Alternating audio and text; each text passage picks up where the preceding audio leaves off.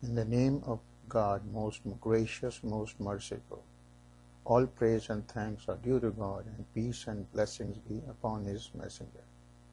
Greetings of peace. Many people, on hearing the name Nation of Islam, think that the followers of this organization are Muslims. However, this is not true. First, let me give you a quick background of this organization, and then I will explain you the difference between Nation of Islam and True Islam.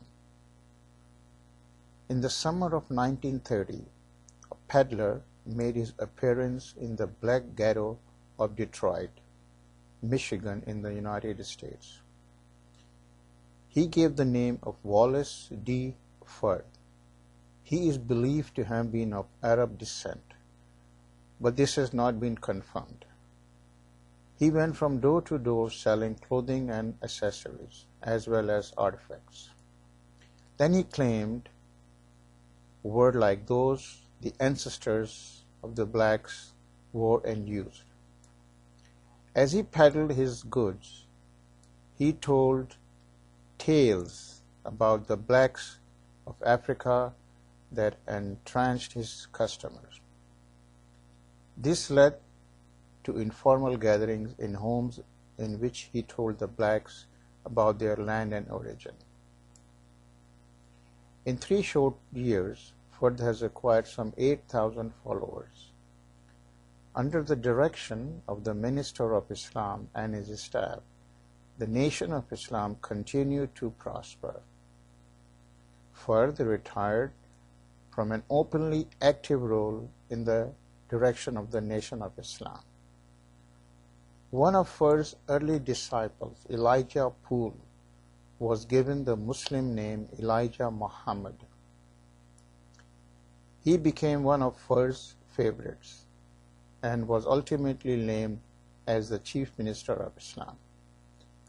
In June of 1934, only 4 years after he made his first appearance in Detroit, and shortly after, Elijah Muhammad was named Minister of Islam, W.D. Ferd completely and mysteriously disappeared. After a time, Elijah Muhammad's theology elevated Ferd to the role of Allah incarnate, and himself to the role of the Prophet of Allah.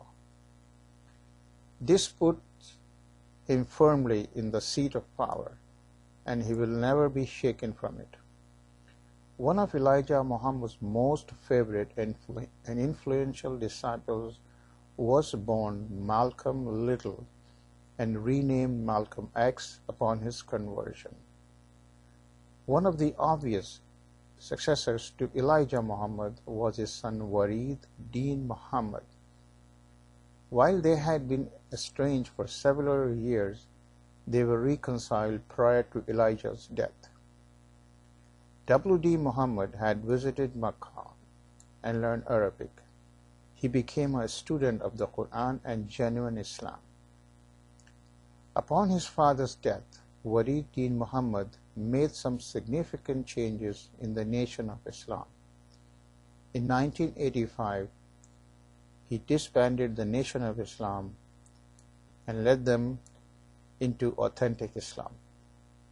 The majority followed his lead and abandoned the nationalistic goals of the Nation of Islam, replacing it with the Community of Islam. However, a minority of about 10% maintained their original doctrines and became known as 10%ers.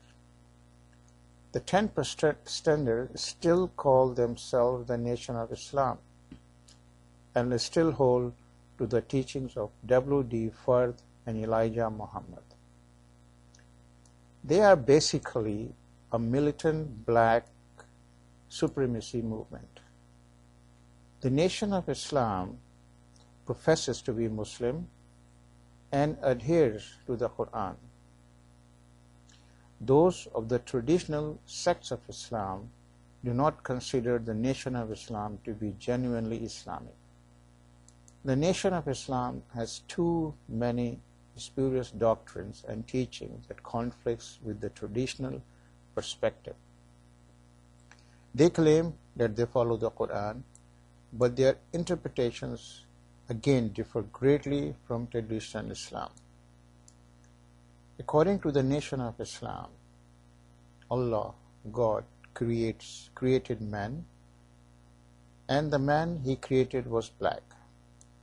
They believe that Allah himself is the original and supreme black man. He is the supreme being among a mighty and powerful race of black men. In this, the Nation of Islam differs strongly with the monotheism of traditional Islam. In order for someone to be a Muslim, he should believe in the 7 beliefs of Islam, which are as follows. Number 1, belief in the oneness of Allah, or in English, God, without associating partners with Him. Number 2, believing in the angels. Number 3, believing in all the prophets and messengers sent by Allah, such as Adam, Noah, Abraham, Moses, Jesus, and Muhammad, peace be upon them, and that Muhammad, peace be upon him, is the final messenger. Number 4, believing in all the books sent by Allah, such as Torah, Injil, the Gospel, and the final book, the Quran. Number 5, believing in the Day of Judgment. Number 6, believing in the next life. And final number 7, believing that all good and bad comes from Allah. After these 7 beliefs, he must practice the 5 pillars of Islam. Number 1, utter the declaration of faith called Shahada, which is, I bear witness that there is no deity worthy of worship except Allah, and I bear witness that Prophet Muhammad is Allah's prophet and last messenger. Number 2, pray 5 times a day. Number 3, fast in the month of Ramadan. Number 4, pay 2.5% of his savings in charity. Number 5, perform pilgrimage called Hajj once in his lifetime. For more details on the pillars, you may contact an Islamic center or mosque in your area. Now let me explain you the difference between the Nation of Islam and the true Islam. One great difference between members of the Nation of Islam and Orthodox Muslim is their perspective on the Quran. Orthodox Muslims believe that it was Allah's last revelation to mankind, and that this occurred between the year 610 and 632 CE. The Nation of Islam teachings on the subject are contradictory. On the one hand, they state that they believe in the Quran and the writings of all the prophets of God. On the other side, the members also state that they believe that they are the original nation, the writers of the Bible and Quran, and the creators of history. Number 2, another discrepancy is in the belief of the personification of Allah. The Nation of Islam professes that Allah appeared in the flesh as W.D. Fard. Orthodox Muslims believe that at no time did Allah appear in any physical form. Number 3, Al-Islam teaches that the Prophet Muhammad was the last of the messengers that Allah has sent us, and the one of all to follow. The Nation of Islam believes that Elijah Muhammad was also a messenger. He was taught by God himself. Number 4, overall, the Orthodox Muslim believe in the equality of all. There is no one superior group over another. Hierarchical structures are based on the ability to submit to the will of Allah.